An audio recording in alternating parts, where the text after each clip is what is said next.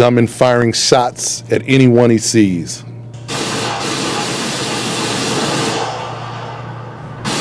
Cameras inside the Fifth Third Center and police body camera paint a picture of the deadly encounter with a gunman on Fountain Square.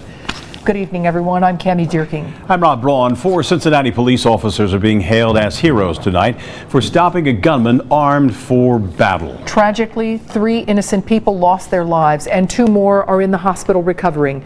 What you are about to see is how this shooting played out. Local 12's Megan Mangello begins our team coverage tonight by breaking down the chilling images. Megan.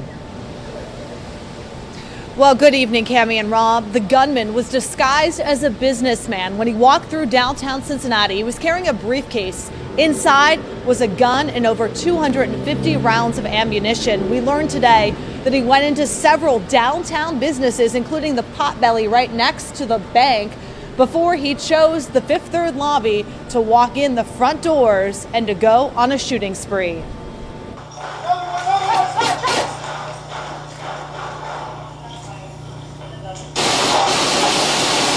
This is what Officer Jennifer Chilton saw as she and 3 fellow officers took down the gunman inside the Fifth Third Bank lobby.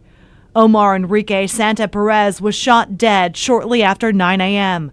Police searched his car last night on Court Street that he parked early Thursday morning as he made his way towards Fountain Square. Can you give me a description of the person that you think may have had a gun?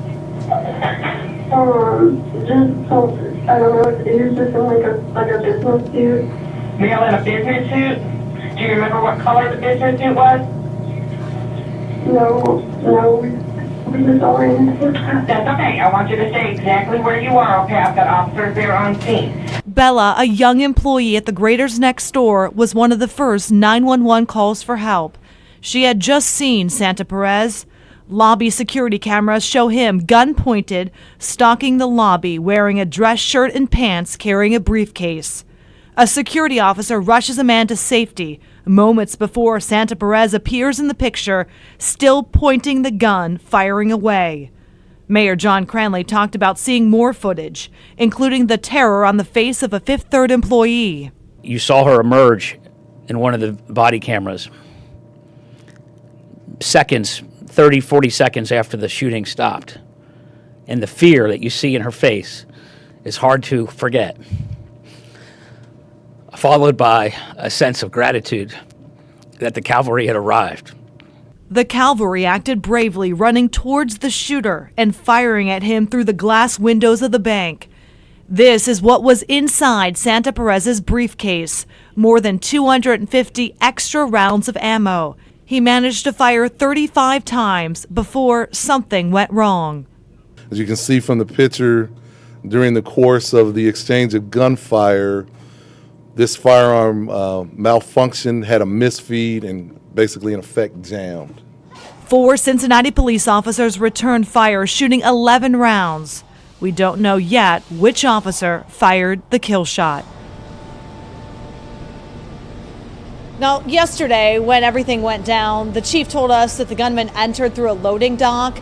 Upon further investigation, he said what had happened really were 2 victims fled to the loading dock area, and they now know that the gunman just entered the bank through the front doors like any other customer. Reporting live on Walnut Street, Megan Mangello, Local 12 News. And Megan, the chief made some mention about the possibility that the gunman might have been going toward or targeting the federal courthouse. Have you heard anything more about that? Yeah, the chief says they have not nailed down a definite motive and they'll never know.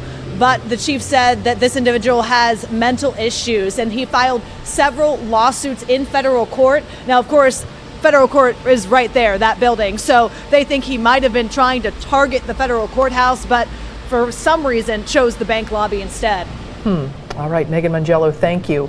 Of course, Fountain Square is the place where our community gathers either to celebrate or to mourn. This afternoon, hundreds came together for a vigil to honor the victims. We're so sorry that this happened to your colleagues, and we are so sorry that this has happened to our city, but we are strong because we are what? Cincinnati strong.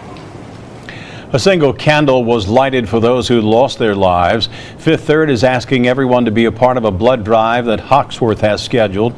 That's on Fountain Square from 9 until 3 Monday morning. The 3 people who died yesterday had people, of course, who loved them. They were sons and brothers and husbands. Anjanette Levy joins us from Fountain Square with more on that. We intend to talk to Anjanette, but I'm told that we're having some trouble with connecting with her. All right, so we'll move on. And Police Chief Eliot Isaac says Omar Santa-Perez purchased the weapon he used legally at a local gun store just last month.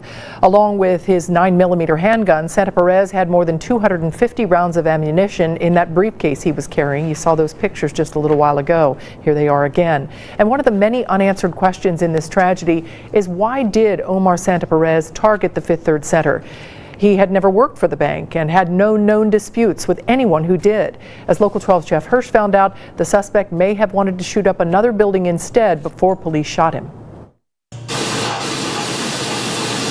The cavalry was coming. I think as any citizen, I would feel good to know that my help was coming when I needed it. By now, we all know what happened. Cincinnati police shot and killed 29-year-old Omar Santa-Perez after Perez killed 3 innocent people in the lobby of the Fifth Third Center yesterday morning and wounded 2 others. But one thing we do not know about Santa-Perez's actions, something we may never know, why he did it. What was the motive? We've done some follow-up investigations. I believe the bulk of his family is in Puerto Rico, so we have not had any in-depth conversations about that. It has come out anecdotally that Santa-Perez had mental issues, but it takes more time to get medical records than it does to get criminal records, which in our area showed nothing but traffic infractions. His medical history is not something that's always readily available.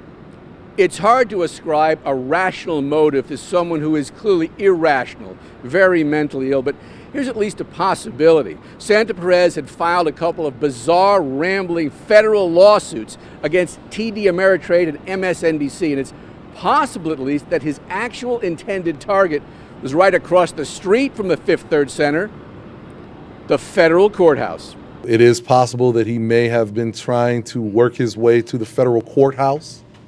Certainly can't get inside his mind and confirm that, but we could really find no other motive or any other connection that would have brought him to that location. But unless a note or social media post turns up, the reason for Santa-Perez's murderous rampage died with him. Jeff Hirsch, Local 12 News. We now have Anjanette, who will take us to Fountain Square and talk about the people and the families who were so affected by what happened yesterday morning. Anjanette?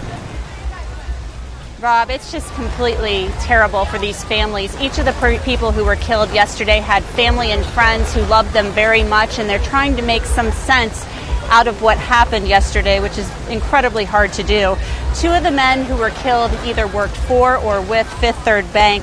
Another was a construction worker. His name was Rick Newcomer, and he worked for Gilbane. He was here yesterday as a contract employee doing some work for Fifth Third. His wife told Mayor Cranley that her husband loved the Bengals, he loved Cincinnati, and he helped build many of the buildings downtown. Meanwhile, Luis Calderon had worked for Fifth Third Bank for about a year in management. He was 48 years old and had moved here from out of state. Prudhvi Raj Kandepi was only 25. He had moved here from India and was a consultant for Fifth Third Bank. One of his friends told me earlier today that his parents in India are devastated and they want to get his body back to India as quickly as possible. And Whitney Austin was shot but survived. Her husband says she is in good spirits and was walking into work yesterday morning and walked right into the gunfire. Mayor Cranley spoke today about all of the people who were killed.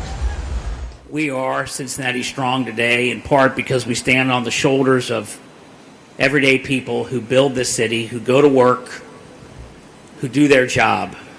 Whether they're like Luis Calderon from Florida, trying to make a better living for family, or somebody from India here to live the American dream, or Richard, who builds the buildings that we work in.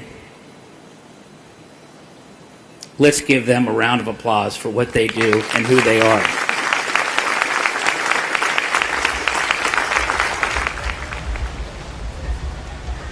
Now, one of the other people who was wounded yesterday, his name is Brian Sarver. He is still in the hospital recovering, as is Whitney Austin. He worked for a company called CRBE, which was being contracted by Fifth Third to do some work inside the building. His employer tells us that he is recovering after undergoing emergency surgery. They offered their condolences to Sarver and Newcomer, since Rick Newcomer was doing the work along with CRBE yesterday. Reporting live on Fountain Square, and Jeanette Levy, Local 12 News. Rob, back to you. And Jeanette, thank you very much. We'll be right back.